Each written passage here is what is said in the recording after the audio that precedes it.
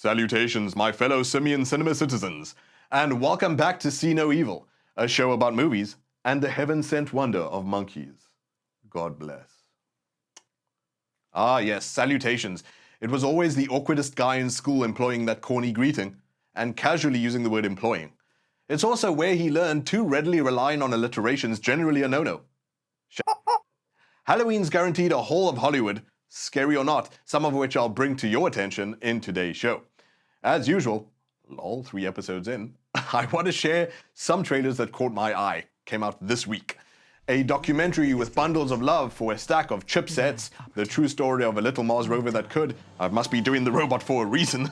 A girl evil robot is taking away all the honest murder from Chucky, thanks gender, in another reliably fun Blumhouse horror.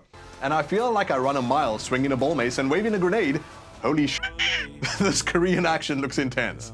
Then Friday's releases just passed. In most countries, you'll be able to cast your eye on Vesper. It looks hopeful. It's a post-apocalyptic sci-fi about our collapsing environments and food systems. Hey, the Amazon's on the brink of flipping to savannah. I bless the rains. Also released, Park Chan-wook.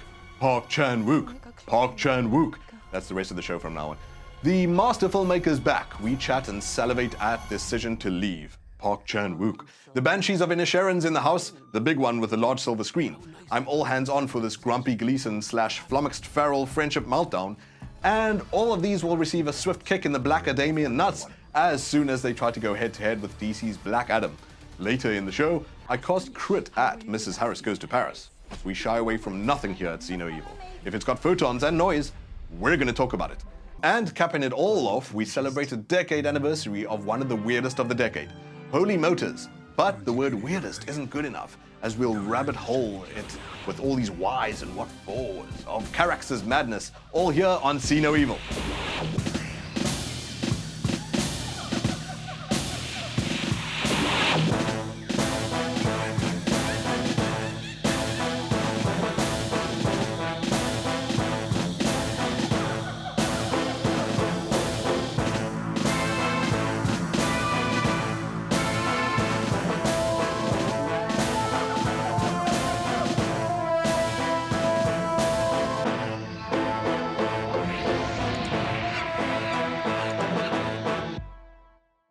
It's time for the BabEWNS, the segment where we hastily move on from that appalling pun, damage control by saying news a lot, and this week cover a handful of exciting casting news, high hopes news, for some future projects news.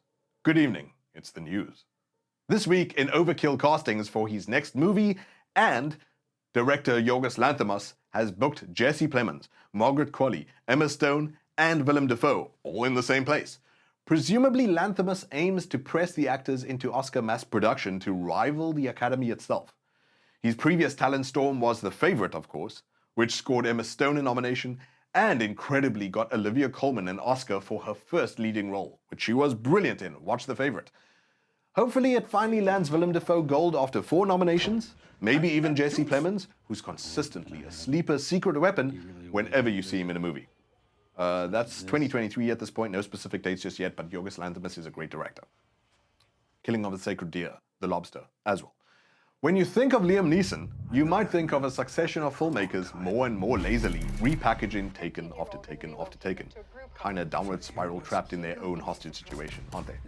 So he's finally just cut some corners to the logical conclusion of doing a spoof movie. Yes, aggro grandpa Liam Neeson's joined Akiva Schaffer's reboot of Naked Gun to play the son of doofus detective Frank Drebin. Originally Leslie Nielsen, big respect, and rest in peace. Do yourself a solid, and watch Schaffer's Chip and Dale, by the way, from last year, was actually very good, the writers of which, Dan Greger and Doug Mann, joined The Lonely Islander in giving us a Neeson as we've never seen him before. I'm looking forward to that. Might be a nice change. The dude is a dynamic, fantastic actor, 110%, even in a movie that's like worth 20. Liam Neeson. And finally, the actor who had both you and me blubbing for his standing ovation, sweet, sweet angel baby, Brendan Fraser, swears he's ready to have a whale of a time in the desert again. Flirting with a return to The Mummy, this year's serious Oscar contender for The Whale, said in an interview with Variety, "I don't know how it would work, but I'd be open to it if someone came up with the right conceit. Our mission, dear CNE viewer, at least 5 right conceits for Brendan Fraser's Mummy 4 daily until this beloved large king says yes. And that's the news.